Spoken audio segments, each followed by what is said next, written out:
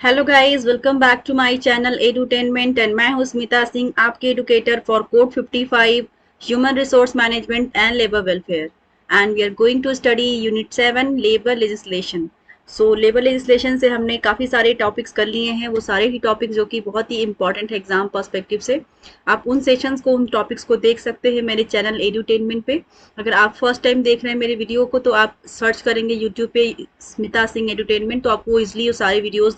दिख जाएंगे। आप सब्सक्राइब कर लीजिए एंड बेल आइकन पे प्रेस कर दीजिए ताकि आपको नोटिफिकेशंस मिलते रहें, आपको बार बार ढूंढने की जरूरत ना पड़े, आपको एक जगह पे सारे कंटेंट मिल जाएंगे। यूनिट 1 टू यूनिट 10 में आपको कंप्लीट करके दूंगी अपने इस चैनल पर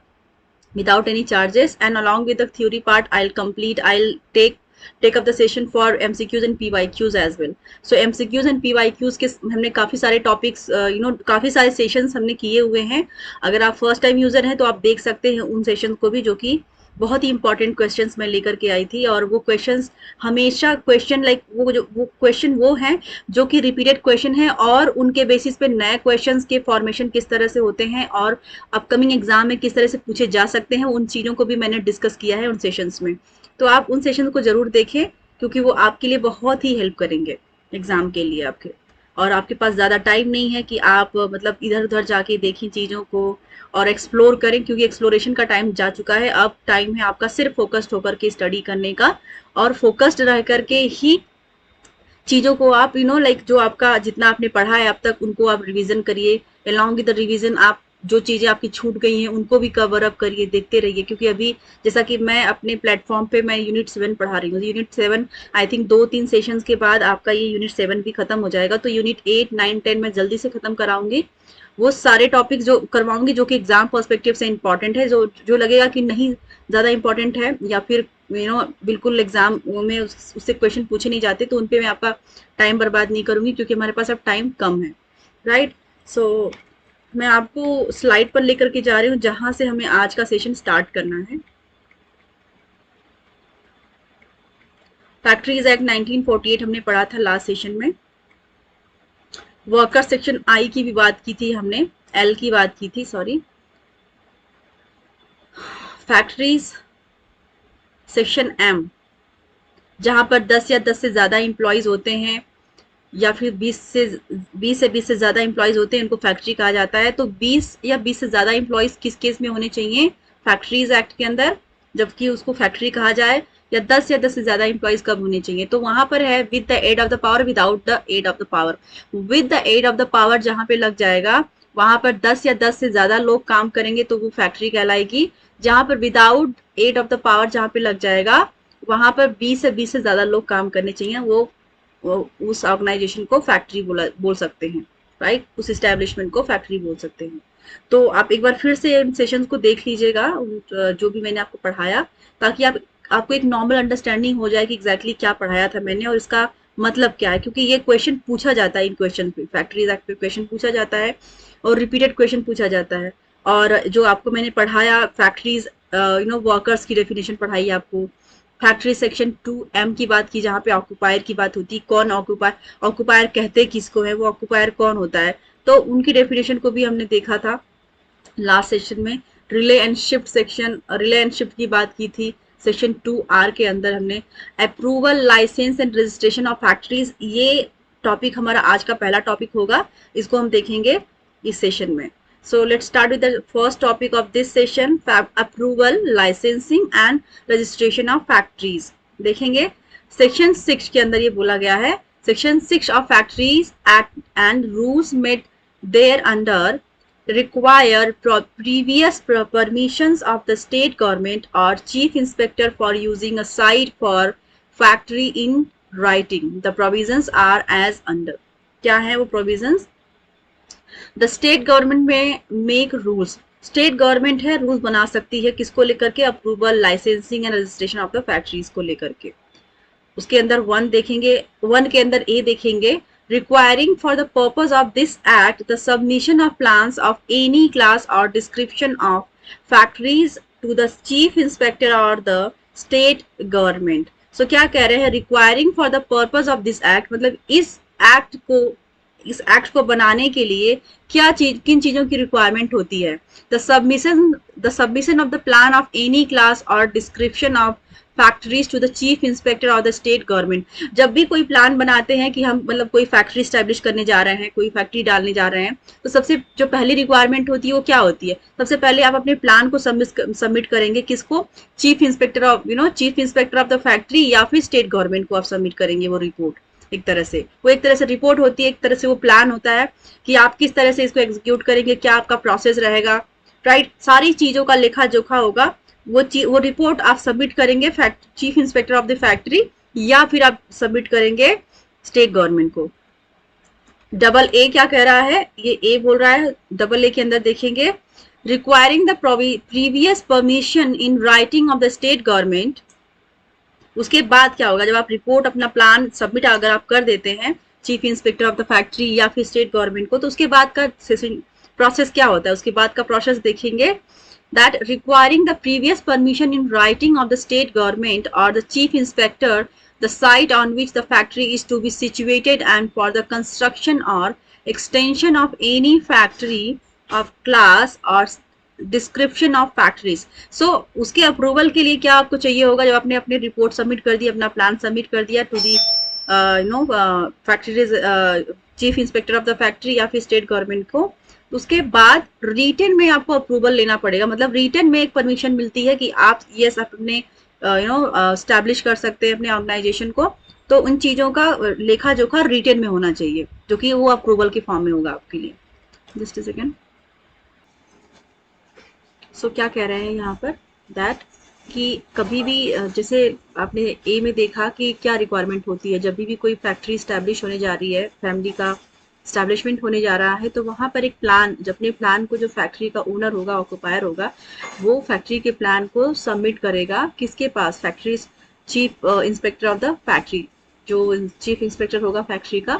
उस फैक्ट्री के चीफ इंस्पेक्टर को वो रिपोर्ट या फिर you can say plan submit करेगा, या तो स्टेट गवर्नमेंट को सबमिट करेगा। सो ये सारा प्रोसेस होता है कि प्लान आप सबमिट करें, लेकिन जब आप अपने इस्टेब्लिशमेंट को स्टार्ट करने जा रहे हैं, अप्रूवल लेने जा रहे हैं फैक्ट्री रजिस्ट्रेशन के लिए, लाइसेंस के लिए, तो प्रीवियसली मतलब उससे पहले आपको क्या करना होता है, परमिशन लेना होता है इन राइटिंग। आपको जो परमिशन लेना होता है कि मैं फैक्ट्रीज डालने जा रहा हूँ, तो फैक्ट्री को डालने के लिए आपको प्रीवियस परमिशन चाहिए होता है, प्रीवियस परमिशन लेना होता है इन रिटन, राइटिंग फॉर्म में लेना पड़ता है। किससे, स्टेट गवर्नमेंट से या फिर chief inspector of the site which is the factory is to be situated and for the construction or extension of any factory of class or description of the factory। so factory के बारे में आप बताएंगे कि किस type की factory है, क्या आप यहाँ पे मैन्युफैक्चरिंग अगर कर रहे हैं तो किस टाइप की मैन्युफैक्चरिंग होगी, क्या इंडस्ट्री है, किस टाइप की इंडस्ट्री है। तो सारे डिस्क्रिप्शन के तौर पे, डिस्क्रिप्शन में आप सारी चीजें मेंशन करेंगे कि क्या है, किस टाइप की फैक्ट्री है, किस तरह से इसका प्रोडक्शन होगा, राइट। सारी चीजें, everything will be there in written form. आपको उसके लिए फैक्ट्री को डालने के लिए आपको प्रीवियस परमिशन लेना पड़ेगा इन राइटिंग। आगे देखेंगे बी, देखेंगे बी में क्या बोल रहा है, requiring for the purpose of considering applicants for such permission the submission of plans and specifications। so क्या requirement होती है, for the purpose of considering applicants for each permission the submission of plans and specification। C क्या है, prescribing the nature of such plans and specifications and by whom they shall be certified। so क्या करें, prescribe करना पड़ेगा, बताना पड़ेगा, detail में बताना पड़ेगा the nature of such plan, मतलब किस तरह का आप प्लान बना रहे हैं फैक्ट्री को डालने के लिए, एंड स्पेसिफिकेशन आप स्पेसिफाई करेंगे कि एग्जैक्टली किस टाइप की फैक्ट्री है, क्या काम होगा, किस तरह से इसका वर्क प्रोसेस होगा, क्या वर्किंग कंडीशंस होंगी, and by whom they shall be certified, मतलब किसके द्वारा ये सर्टिफाई होने जा रहा है, ये सारी डिटेल्स प्रिस्क्रिप्शन में होगा, प्रिस्क्राइब करना पड़ेगा। डी में देखेंगे requiring the registration and licensing of factories और any class of description of factories and prescribing the fees payable for such registration and licensing and for the renewal of the licences. So क्या requirement हो, जब registration आप करने जाते हैं तो registration करने के बाद आपको किस चीज़ की रिक्वायरमेंट होती है, लाइसेंस की। आपके पास लाइसेंस होना चाहिए कि आप फैक्ट्री डालने जा रहे हैं, उस फैक्ट्री के का आपके पास लाइसेंस होना चाहिए। या तो अगर आप फैक्ट्री को रिन्यू कराने जा रहे हैं, रजिस्ट्रेशन कराने जा रहे हैं तो कितना अमाउंट देना पड़ेगा एज अ फीस, कितना उसकी फीस कितनी होगी रजिस्ट्रेशन की, या फिर आप रिन्यू कराने जा रहे हैं लाइसेंस को तो कितनी फीस होगी, ये सारी चीज़ें वहाँ पे निर्धारित की जाती हैं। ये देखेंगे requiring that no licence shall be granted और renewed unless the notice specified in section 7 has been given. तो कोई भी लाइसेंस ग्रांट नहीं किया जाएगा या फिर रिन्यू नहीं किया जाएगा जब तक कि notice specify in section 7 has been given. जो सेक्शन 7 के अकॉर्डिंग जो नोटिस है वो जब तक कि ना दिया जाए, नहीं दिया जाता है, तब तक के लिए कब कोई भी लाइसेंस ग्रांट नहीं किया जाएगा या फिर रिन्यू नहीं किया जाएगा। If on an application for permission referred to in clause AA of subsection A, accompanied by the plans and specifications is required by the rules made under clause B of that subsection sent to the state government or chief inspector by the registered post. No order is communicated to the applicant within 3 months from the date on which it is so sent. क्या कह रहे हैं, no order is communicated to the applicant, मतलब कोई भी order communicate नहीं किया जाएगा टू द एप्लीकेंट जो अप्लाई कर रहा है रजिस्ट्रेशन के लिए, फैक्ट्री के लिए, विद इन 3 मंथ, 3 महीने के अंदर जब वो अप्लाई करने जा रहा है एप्लीकेशन, जो एप्लीकेंट है, जो एप्लीकेशन करने वाला है, तो within 3 month from date on which it is not it is so sent. So क्या कह रहे हैं, नो ऑर्डर इज कम्युनिकेटेड, मतलब कोई ऑर्डर कम्युनिकेट नहीं किया जाएगा within 3 months, so it sent to the permission just a second.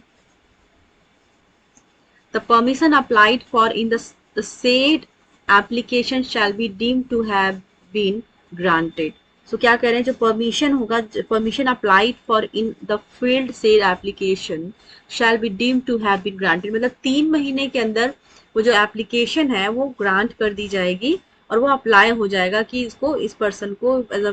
Factory owner या फिर फैक्ट्री डालने जा रहे हैं तो इनको जो उन्होंने अप्लाई किया था वो ग्रांट कर दिया जाएगा, उनको परमिशन दे दी जाएगी विद इन 3 मंथ्स। नेक्स्ट देखेंगे, where state government or a chief inspector refuses to grant permission, उस केस में जब chief inspector of the factory या फिर जो स्टेट गवर्नमेंट है रिफ्यूज कर देता है ग्रांट करने के लिए permission to the sire construction और एक्सटेंशन ऑफ ए फैक्ट्रीज, मतलब कंस्ट्रक्शन के लिए या फिर एक्सटेंशन के लिए अगर मना कर देता है कौन, स्टेट गवर्नमेंट या फिर chief inspector of the factory, तो क्या होगा, the applicant may within 30 days of the date of the such refusal appeal to the central government if the decision appealed from was the state government and to the state government in any other case. So in case अगर जो applicant है जो apply कर रहा है registration के लिए factory के, अगर उसके एप्लीकेशन को रिफ्यूज कर दिया जाता है, मना कर दिया जाता है by the chief inspector of the factory या फिर स्टेट गवर्नमेंट, तो वो विद इन 30 days मतलब 30 दिन के अंदर वो सेम एप्लीकेशन अपने अपने रिक्वेस्ट को सेंट्रल गवर्नमेंट के पास लेके जा सकता है कि मेरा मतलब जो मैंने एप्लीकेशन डाला था वो रिफ्यूज हो गया है। तो उस केस में फिर सेंट्रल गवर्नमेंट या फिर चीफ इंस्पेक्टर का इन्वॉल्वमेंट नहीं रहेगा, डायरेक्ट सेंट्रल गवर्नमेंट का इन्वॉल्वमेंट रहेगा in that case. Notice bye occupier section 7(1) देखेंगे, the occupier shall at least 15 days before the begins to occupy or use any premises as a factory send to the chief inspector a written notice containing, पहला है मतलब क्या कह रहे हैं कि जब भी कोई जो ऑक्यूपायर है जिसने फैक्ट्री को स्टैब्लिश किया है, जो कि ऑक्यूपायर है जिसकी कमांड होगी सारे वर्कर्स पे, वो होगा ऑक्यूपायर। तो ऑक्यूपायर फैक्ट्री के स्टार्ट होने के 15 दिन पहले ही वो क्या करेगा, सेंड टू द क्या भेजेगा वो, एक नोटिस भेजेगा, send to the chief inspector और रिटन, मतलब एक नोटिस भेजेगा राइटिंग में, कंटेनिंग क्या क्या उसमें चीजें रहेंगी, फैक्ट्री स्टार्ट होने के पहले दिन 15 दिन पहले ही एक वो नोटिस भेजेगा चीफ इंस्पेक्टर को इन राइटिंग फॉर्मेट रिटन में लिख करके भेजेगा। क्या क्या क्लॉज उसमें होंगे वो आपके सामने है, ए देखेंगे, the name and situation of the factories, मतलब कंपनी का नाम क्या होगा, फैक्ट्री का नाम क्या होगा और सिचुएशन क्या होगा, सिचुएशन ऑफ द फैक्ट्री। दूसरा क्या होगा, दूसरा क्या नोटिस में लिखा जाएगा, before 15 days starting the factory before 15 days, दूसरा क्या होगा B, the name and address of the occupier, मतलब जो ऑक्यूपायर जो ओनर है उस फैक्ट्री का, जो ऑक्यूपाई कर रहा है, जो ऑक्यूपायर है, उसका नाम और उसका एड्रेस भी मेंशन होना चाहिए उस जो वो जो रिटेन में नोटिस दे रहा है चीफ इंस्पेक्टर को 15 दिन पहले फैक्ट्री स्टार्ट होने से। तीसरा बी देखेंगे, डबल बी देखेंगे, the name and address of the owner of the premises और building including the precincts thereof refer to in section 93। ये किसमें लिखा गया है, ये सेक्शन 93 में बोला गया है कि जो मतलब रेफर किया गया, मतलब सेक्शन 93 के अकॉर्डिंग क्या करेगा ऑक्यूपायर, नाम और address of the owner and the premises of the factory, मतलब जो ओनर का नाम होगा, उसका एड्रेस होगा, प्लस जो ओनर है उसके जो जो फैक्ट्री डाल रहा है, फैक्ट्री की जो प्रीमाइस का एड्रेस है, बिल्डिंग का जो एड्रेस है वो भी डालेगा उसमें as per the section 93। C देखेंगे, the address to which communications relating to the factory may be sent, जिसके मतलब वो एड्रेस ऐसा प्रॉपर एड्रेस होना चाहिए ताकि जब भी चीफ इंस्पेक्टर को कुछ भी कम्युनिकेट करना हो, कोई मतलब प्रॉब्लम हो गई, मत सपोज वर्कर्स ने डायरेक्ट चीफ इंस्पेक्टर के पास पहुंच गए किसी भी ग्रीवियांस या किसी भी प्रॉब्लम को लेकर के, तो वो रिटेन में जो नोटिस भेजते हैं उस पर्टिकुलर जगह पे जा सके। तो वो सारी चीज़ें जो वो एज ए एड्रेस प्रूफ ले रहे हैं वो ऐसी जगह होनी चाहिए, वो मतलब इतनी मतलब कहते हैं कि लाइक एक प्रॉपर वे में होनी चाहिए ताकि कोई भी अगर नोटिस चीफ इंस्पेक्टर भेजता है तो वो इजिली कम्युनिकेट कर पाए ऑक्यूपायर से, और वो उसका मैसेज थ्रू नोटिस और whatever the sources chief inspector is going to use, वो कम्युनिकेट कर पाए easily. The nature of the D देखेंगे, the the nature of the manufacturing process, manufacturing process का नेचर क्या है, किस तरह का मैन्युफैक्चरिंग होने जा रहा है, ये भी मेंशन करेंगे उस नोटिस में। उसके अंदर डी के अंदर पहला देखेंगे, carried on in the factory during the last 12 months in the case of factories in existence on the date of the commencement of this act. तो पहला क्या करें, जो मैन्युफैक्चरिंग का क्या प्रोसेस है, क्या तरीका है, वो भेजेंगे। उसके अंदर आपने देखा कि carried on in a factory during the last 12 month, मतलब जो 12 महीने के अंदर, एक साल के अंदर किस तरह का काम किया गया है, in the case of factories in existence on the date of the commencement, जब से कंपनी शुरू हुई है, फैक्ट्री शुरू हुई है, उस कमेंसमेंट मतलब डे से प्रोसीडिंग 12 months, मतलब 12 महीने में क्या काम हुआ है, किस तरीके से काम हुआ है, क्या प्रोसेस रहा है, वो सारी चीजें लिखी जाएंगी किसमें, उस नोटिस में। वो नोटिस जो कि chief inspector of the factory को दिया जाता है। एंड दूसरा है डी का दूसरा देखेंगे, to be carried on in the factory during the next 12 months in the case of all factories। E देखेंगे, the total rated horse power installed or to be installed in the factory which shall not include the rated horse power of any separate standby plant। F है, the name of the manager of the factory for the purpose of this act, मतलब जो manager है उस factory का उसका भी नाम उसमें होना चाहिए, for the purpose of this act, इस एक्ट के पर्पस के लिए उस मैनेजर का भी नाम होना चाहिए जो कि फैक्ट्री का मैनेजर है। जी देखेंगे, the number of workers likely to be employed in the factory, मतलब कितने लोग उस फैक्ट्री में काम कर रहे हैं या फिर करने जा रहे हैं, वो भी मेंशन होना चाहिए। एच देखेंगे, the average number of workers per day employed during the last 12 months in the case of a factory in existence on the date of the commencement of this act, मतलब कि 12 महीने में कितने लोगों ने ज्वाइन किया है, मतलब पर डे का हिसाब होना चाहिए कि 12 महीनों में पर डे कितनी हायरिंग हुई, कितने लोग एम्प्लॉयड हुए हैं एज अ वर्कर जब से कंपनी स्टार्ट हुई है, जब से ये फैक्ट्री स्टार्ट हुई है। एच के अंदर 1 देखेंगे, such other particulars as may be prescribed in respect of all establishment which come within the scope of the act for the first time, the occupier shall send a written notice to the chief inspector containing the particulars specified in subsection, पहला है within 30 days from the date of the commencement of this act section 7(3), मतलब पहले क्या बोल रहे हैं कि 15 दिन के पहले उनको भेजना होता है, लेकिन इन सब सेक्शन के अंदर वो 30 days के अंदर भी भेज सकते हैं।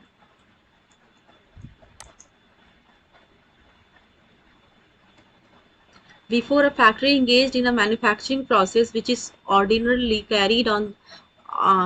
on for less than 180 workers 180 working days, 100 मतलब 180, 180 क्या कह रहे हैं कि before a factory engage in manufacturing process, मतलब मैन्युफैक्चरिंग प्रोसेस में इन्वॉल्व हो फैक्ट्री उससे पहले, which is ordinary carried on for less than 180 workers, मतलब 180 वर्कर्स से कम हो in the year resumes working, the occupier shall send और written notice to the chief inspector containing the particulars specified in subsection 1 at least 30 days before the date of the commencement of the work, मतलब किसी भी establishment में जहाँ पर 180 से लोगों से कम लोग काम कर रहे हैं तो वहाँ पर ऑक्यूपायर क्या करेगा, चीफ इंस्पेक्टर को पर्टिकुलर्स, मतलब सारी पर्टिकुलर्स का मतलब उसका नाम, name, address, everything should be there, मतलब सारी चीज़ें मतलब स्पेसिफिक वे में सब सेक्शन 1 के तहत एटलीस्ट 30 डेज पहले, मतलब 30 दिन पहले वो सारे नोट बनाकर, मतलब नोटिस के जरिए वो चीफ इंस्पेक्टर को सेंड करेगा.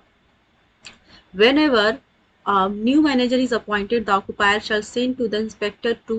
a written notice and to the chief inspector a copy thereof within 7 days from the date on which such person take over charges. मतलब इन केस ऑफ वर्कर्स, जब workers को higher करते तो उस case में 30 days पहले बताना होता है, मतलब नोटिस भेजना होता है चीफ इंस्पेक्टर को कि कौन कौन से एम्प्लॉय ज्वाइन कर रहे हैं, क्या ज्वाइन, मतलब क्या उनका नाम है, एड्रेस, उनका एवरीथिंग, सारी डिटेल्स उस पर्सन की होगी, उसकी पर्टिकुलर्स में होगा सब सेक्शन 1 के तहत एटलीस्ट 30 डेज पहले. लेकिन मैनेजर के केस में 7 दिन से पहले भी बता सकते हैं, मतलब कम से कम 7 दिन पहले आपको बताना ही होगा कि ये मैनेजर इस पोजीशन के लिए हायर हो रहा है, right. During any period for which no person has been designated as manager of a factory or during which the person designated does not manage the factory, any person found acting as manager, or if no such person is found, the occupier himself shall be deemed to be the manager of the factory for the purpose of this act section 7(5). मतलब क्या कर रहे हैं कि किसी, मतलब इस तरह की फैक्ट्रीज में मैनेजर का होना अनिवार्य है. अगर किसी भी ऑर्गेनाइजेशन में फैक्ट्री में मैनेजर नहीं है तो ऐसे लोगों को वियर नहीं किया जाएगा कि जो कि फैक्ट्री में क्या लाइन में क्या लिख रहे हैं, during any period for which no person has been designated as manager of a factory और during which the person designated does not manage the factory, any person found acting as manager, or if no such person is found, the occupier, मतलब इस case में जब suppose manager hire नहीं हुआ है तो उस केस में कोई भी एक person as a manager in charge ले सकता है, मतलब मैनेजर की तरह काम कर सकता है. मैनेजर की जितनी सारी एक्टिविटीज होती हैं, जो मैनेजर का काम होता है, वो मैनेजर की एक्टिंग, मतलब मैनेजर की तरह एक्ट कर सकता है, मतलब कि मैनेजर का रोल ले सकता है. अगर कोई मैनेजर नहीं है, मतलब मैनेजर की जगह पर अगर कोई पर्सन जो कि मैनेजर की तरह काम नहीं कर पाता है, तो उस केस में जो ऑक्यूपायर है खुद उसको मैनेजर की तरह काम करना पड़ेगा. वो मतलब that occupier himself shall be deemed to be the manager of the factory, मतलब उसको खुद मैनेजर ऑफ द फैक्ट्री माना जाएगा क्योंकि उसको मैनेज करना पड़ेगा काम को मैनेजर की तरह. For the purpose of this act, मतलब क्योंकि कहने का मतलब कि फैक्ट्री से मैनेजर का होना जरूरी, क्योंकि मैनेजर्स ही आपको सारी चीज़ें बताते हैं, गाइड करते हैं कैसे काम होना चाहिए, नहीं होना चाहिए, सब कुछ मैनेजर का काम होता है मैनेज करना. तो अगर मैनेजर नहीं अपॉइंट हो पाया है किसी भी रीज़न से, तो मैनेजर की जगह पे कोई ऐसे पर्सन को रखा जाना चाहिए जो कि मैनेजर की तरह एक्ट कर सके. अगर कोई ऐसा पर्सन नहीं है जो एक्ट ना कर पाए, तो उस केस में ऑक्यूपायर को खुद मैनेजर की तरह काम करना पड़ेगा, उसको मैनेजर ही माना जाएगा उस फैक्ट्री का, under the for the purpose of this act section 7(5) के तहत. Thus, in the absence of a person designated as manager, the occupier shall be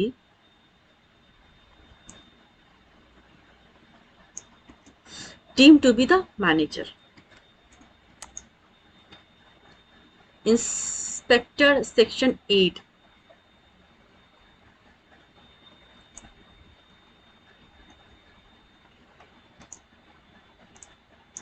section 8 में क्या कह रहे हैं, दो the act is central legislation, the main responsibility for its enforcement with the state government. The act empowers the state government to appoint inspectors of the factories and to prescribe their qualification and conditions of workers. So inspector को appoint किया जाना चाहिए किसी भी factory के लिए. वो किसके अंदर आना चाहिए, आता है वो स्टेट गवर्नमेंट के अंदर आता है कि state government is empowered to hire inspector for the organisation for the factory, right. और उसको स्टेट गवर्नमेंट को ये ध्यान में रखते हुए कि मतलब जो इंस्पेक्टर की क्या क्वालिफिकेशन होनी चाहिए, किसी भी फैक्ट्री के मैनेजर की क्या क्वालिटी होनी चाहिए, क्या क्वालिफिकेशंस होनी चाहिए, क्या एंड कंडीशंस ऑफ वर्क, मतलब क्या क्या काम करना पड़ेगा। तो ये सारी चीज़ों को ध्यान में रख करके स्टेट गवर्नमेंट इंस्पेक्टर को हायर करता है under the section 8। The state government may appoint a chief inspector of the factories who, in addition to powers conferred on him, is to exercise the power of an inspector throughout the state. The state government is also empowered to appoint additional chief inspector, joint chief inspector and deputy chief inspectors and other officers to assist the chief inspector. तो क्या कह रहे हैं कि जो state government है उसके पास power होती है कि वो एडिशनल चीफ इंस्पेक्टर्स को हायर कर सके, जॉइंट चीफ इंस्पेक्टर्स को हायर कर सके एंड डेप्यूटी चीफ इंस्पेक्टर को भी हायर कर सके and other officers to assist the chief inspector, मतलब और भी दूसरे ऑफिसर्स को भी हायर कर सकता है जो कि चीफ इंस्पेक्टर को असिस्ट कर सकता है in the factory. The act also provides for the appointment of local public servants as additional inspectors. Every district magistrate is also an inspector for his district, मतलब जो भी इंस्पेक्टर होते हैं हर state के, हर एक डिस्ट्रिक्ट जो डिस्ट्रिक्ट मजिस्ट्रेट होता है वो इंस्पेक्टर की तरह कंसीडर किया जाता है इन दी डिस्ट्रिक्ट। जिले के अंदर कोई भी जो एडिशनल इंस्पेक्टर है वो हर every district magistrate is also an inspector for his district. जो जो डीएम होते हैं डिस्ट्रिक्ट मजिस्ट्रेट, उनको क्या कंसीडर किया जाता है, उनको इंस्पेक्टर कंसीडर किया जाता है किसी भी स्टेट का, राइट।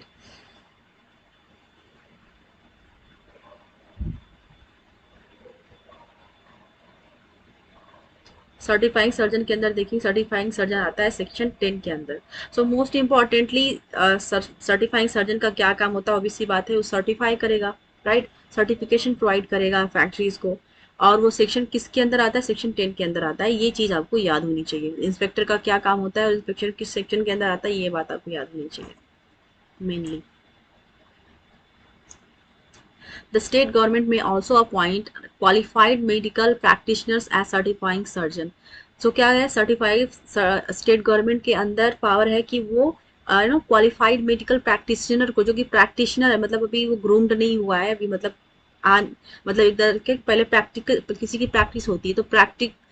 एज अ प्रैक्टिशनर वो हायर कर सकता है सर्टिफाइंग सर्जन को। किसी भी प्रैक्टिस मेडिकल प्रैक्टिशनर को एज अ सर्टिफाइंग सर्जन वो हायर कर सकता है, कौन, state government. The certifying surgeon are required to discharge their duties in connections with the examination and certification of young persons. तो वो क्या करता है कि वो डिस्चार्ज करता है, मतलब वो एक तरह से चार्जेस लेता है कि मतलब वो उस पोजीशन को लेता है किस लिए कि discharge their duties in connection with the examination, मतलब एग्जामिनेशन करता है certification of young person. Young person के सर्टिफिकेशन के लिए उनका एग्जामिनेशन करता है कौन, जो सर्टिफाइंग सर्जन होता है, जो कि एक तरह से प्रैक्टिशनर ही होता है, medical practitioner as certifying surgeon. और उसके आगे देखेंगे, required to discharge their duties in connection with the examination and certifying of young persons and of persons engaged in dangerous occupations or processes। और उस पर्सन से भी इंगेज करता है कि जो कि डेंजरस मतलब बहुत ही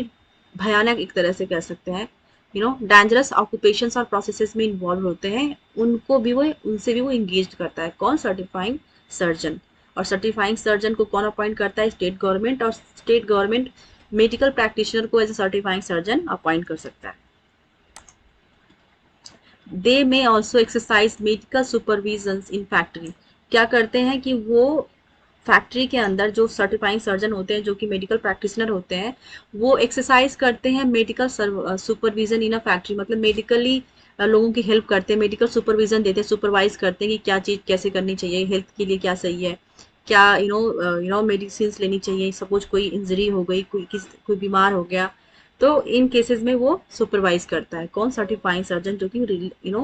प्रैक्टिशनर की तरह, जो कि मेडिकल प्रैक्टिशनर है।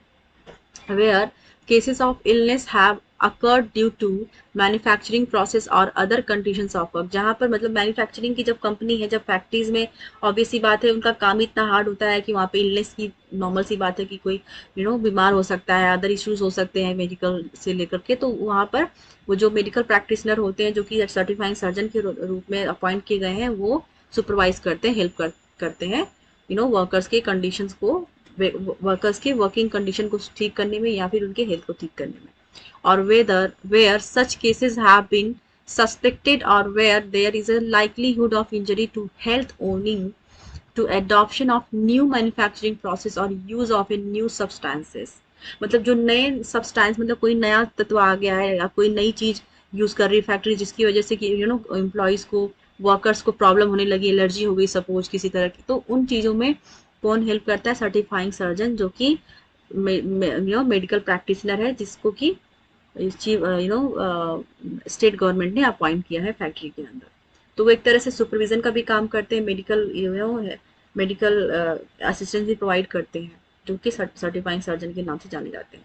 Health of workers in factories, ये हम लोग देखेंगे नेक्स्ट सेशन में, health of workers in factories. इसके अंदर बहुत सारी चीज़ें हैं, आपको क्लीनलीनेस देखने को मिलेगा, एंड आपकी दिखा देती हूँ। Disposal of waste and effluents, ventilation again and again एक चीज में लिख दिया है। Overcrowding, lightning, drinking water, latrines and urinal, spittoons, मतलब ये सारी चीजें किसके अंदर आती हैं? Health of workers in factories, right. तो इसके सेक्शंस हैं, सेक्शन वाइज आपको याद करना है, और मेनली ध्यान रखना है कि health of workers in factory is there, and जहाँ पर क्या क्या चीज़ों का ध्यान रखा जाता है फैक्ट्री के अंदर, इन सब चीज़ों पे हम डिस्कस करेंगे नेक्स्ट सेशन में। तब तक के लिए keep watching me and thank you very much.